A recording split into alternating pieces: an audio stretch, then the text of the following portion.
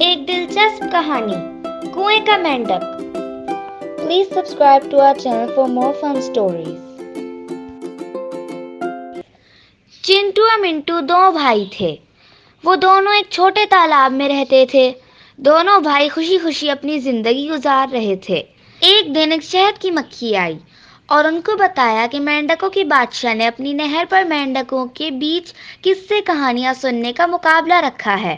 جس کی بھی کہانی بادشاہ کو اچھی لگی تو وہ اس کو انعام سے نوازے گا. چنٹو اور منٹو شہد کی مکھی کی بات سن کر بہت خوش ہوئے.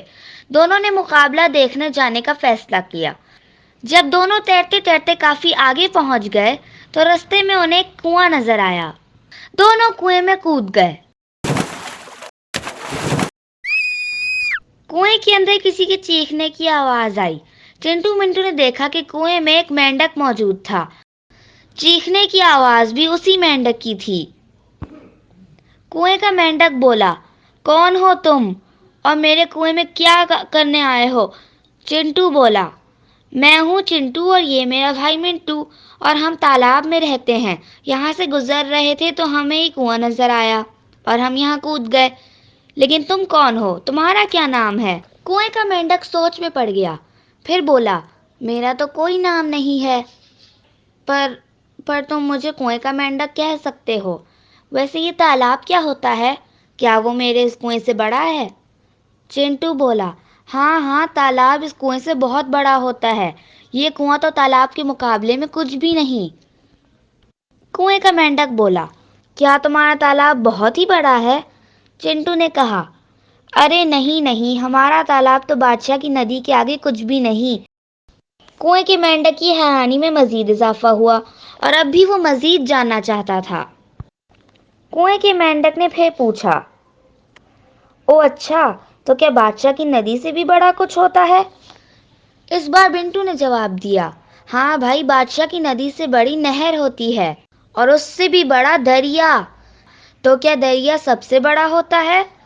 چنٹو بولا، بھائی دریا سے بھی بڑا سمندر ہوتا ہے جو کہ دنیا کے ایک کونے سے دوسرے کونے تک پھیلا ہوا ہے. سمندر بہت بہت بہت بڑا ہے. کنویں کے مینڈک کو یقین نہیں ہو رہا تھا. وہ تو آج تک اپنے کنویں کو ہی سب سے بڑا سمجھتا تھا. وہ سمجھتا تھا یہی پوری دنیا ہے کیونکہ وہ کبھی بھی کنویں سے باہر نہیں نکلا تھا. اس نے جب یہ بات چنٹو منٹو کو بتائی تو ان دونوں کی حیرت کی انتہا نہیں رہی. چنٹو نے کنویں کے مینڈک سے کہا، پھر تو تم نے کچھ بھی نہیں دیکھا دوست. باہر کی دنیا تو بہت بڑی ہے. اس کنویں سے باہر جنگل ہیں، میدان ہیں، پہاڑ ہیں، خوبصورت پرندے ہیں، جانور، پیڑ پودے اور جانے کیا کیا. چنٹو نے یہ جب سب اس کو بتایا تو کنویں کے مینڈک کے دل میں باہر کی دنیا دیکھنے کی آرزو جاگی. کنویں کا مینڈک چنٹو کی باتیں سن کر حسرت سے بولا، کاش میں بھی یہ سب چیزیں دیکھ سکتا. چنٹو منٹو نے کنویں کے مینڈک سے کہا، ہمارے ساتھ چلو.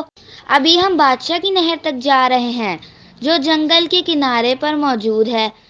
اسی بہانے تم جنگل، پیڑ پودے، پرندے اور جانور بھی دیکھ لو گے. کنویں کا مینڈک فوراً راضی ہو گیا. اب سب سے پہلے چنٹو نے کنویں سے باہر چھلانگ لگائی. پھر منٹو کنویں سے باہر کودا. اب باری کنویں کے مینڈک کی تھی لیکن وہ ہچکچا رہا تھا. چنٹو منٹو کے کہنے پر وہ ہمت کر کے کنویں کے کنارے پر آیا. کنویں کے مینڈک نے نیچے چھلانگ لگائی. وہ باہر کی دنیا دیکھ کر دنگ رہ گیا. اس کے بعد تینوں نے اپنا سفر شروع کیا. راستہ بہت خوشگوار گزرا.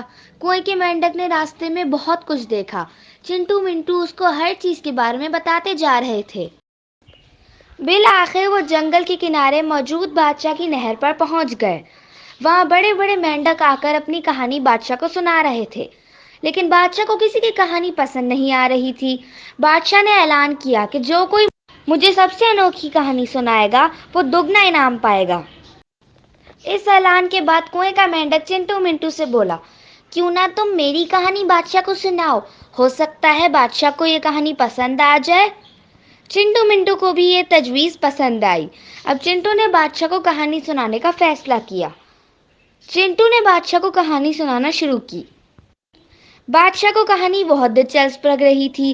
جیسے جیسے کہانی آگے بڑھ رہی تھی بادشاہ کی دلچسپی مزید بڑھ رہی تھی. چنٹو نے جب کہانی ختم کی تو بادشاہ نے چنٹو کو مقابلے کا فاتح قرار دیا اور دگنے انعام سے نوازا. چنٹو منٹو اور کنویں کا مینڈک تینوں خوشی خوشی واپسی کے لیے چل دیے. وہ تیرتے تیرتے کنویں کے پاس پہنچے.